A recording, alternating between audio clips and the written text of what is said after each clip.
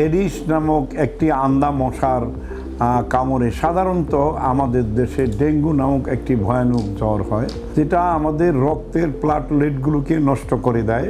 এর সুযোগ পেলেই যে কোনো জলাশয়ে, পচা জায়গায় যেখানে জল জমে থাকে 4-5 দিনের বেশি, এর সকল জায়গায় সে ডিম পারে।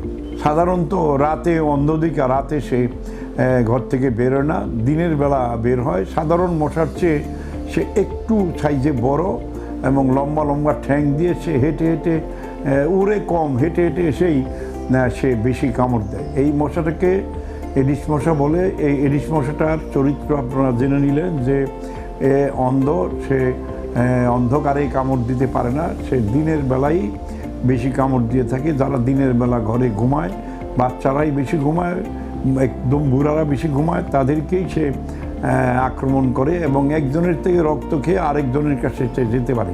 অনেক মশাই আছে প্রকারভেদে, সেই মশা একজনকে কামড় দিয়ে আরেকজনকে আর কামড় দেওয়ার সুযোগ পায় না। কিন্তু এই মশাটার ক্ষমতা এত বেশি যে সে একসাথে 2-3 জনকে কামড়াতে পারে। শুল ফুটিয়ে রক্ত বের করে নিয়ে একজনের রক্ত আরেকজনের বডিতে দিয়ে সে এই ডেঙ্গু জ্বরের সৃষ্টি করে। তাহলে আমাদেরকে সতর্ক থাকলেই এই মশা থেকে আমরা বাঁচতে পারি। বিশেষ করে দিনের বেলা ঘরে ঘুমালেও সে আলো জ্বালায় ঘুমাইতে হবে বা মশারি টাঙিয়ে ঘুমাতে হবে, অথবা নিরাপদ দূরত্বে থাকতে হবে। কারণ যাদেরকে এই মশায় কামড়ায় তাদের রক্তে প্লাটলেটটা থাকে না। সাধারণত দেখা যায় স্বাভাবিক হলো 1.5 লক্ষ আমাদের প্লাটলেট থাকার কথা, সেখানে অনেকেরই 80, 70, 60, 50, 40, 20, 30।